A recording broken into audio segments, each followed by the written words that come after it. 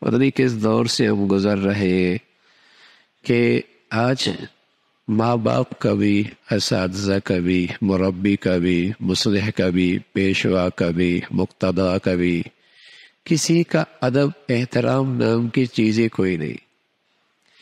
اس لیے اولاد کو اپنے باپ کی بات سخت ناگوار گزرتی ہے، ماں کو بیٹی کو اپنی ماں کی باتیں سخت ناگوار گزرتی ہیں۔ آج کے بچے کو اپنے استاد کی باتیں برداشت نہیں ہوتی، اپنے مقتدیٰ پیشوا کی باتیں، اس سے ادب جو کو نہیں۔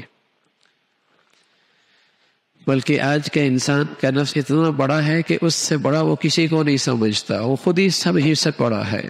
اور جب سب سے بڑا اپنے آپ کو سمجھتا ہے، کوئی اسے سمجھائے تو وہ اسے اپنا سب سے بڑا دشمن سمجھتا ہے۔ ادب نام کی چیز کوئی نہیں، عظمت، ادب، احترام رخصت ہو گئے۔ اس لیے ہر بڑے کی جو اسے سمجھائے، جو اس کی رہنمائی کرے، اس کی بات بھی اسے چبھتی ہے۔ بلکہ بہت سارے نادان تو یوں بھی کہہ بیٹھتے ہیں اپنے بوڑھے ماں باپ کو، اب ہم آپ کے زمانے کی باتیں کر رہے ہیں، زمانہ بہت بدل گیا ہے، اب دنیا بہت بدل گئی ہے، آپ کے زمانے کی باتیں کر رہے ہیں۔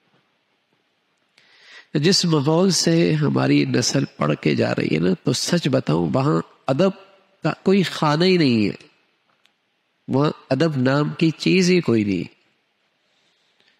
وہ سارے نظام کی اور سارے اس تعلیمی سلسلے کی اٹھان ہی بے ادبی پر ہے، بے ادب۔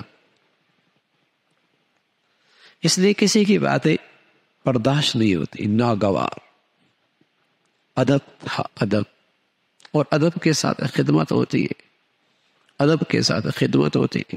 ایک لحاظ ہوا کر، باپ نے کہہ دیا نا، بس باپ نے کہہ دیا، ماں نے کہہ دیا، بڑے نے کہہ دیا، ہاں، ایک لحاظ ہوتا تھا، پھر وہ خون ہو جاتے تھے اس کے جذبات کو، لیکن اس بات کی لاج رکھتا تھا، اس کا لحاظ رکھتا تھا۔ بڑے نے کہہ دیا، بڑا دیکھ لے گا۔ ایک لحاظ تھا، ایک ادب تھا، ایک احترام تھا۔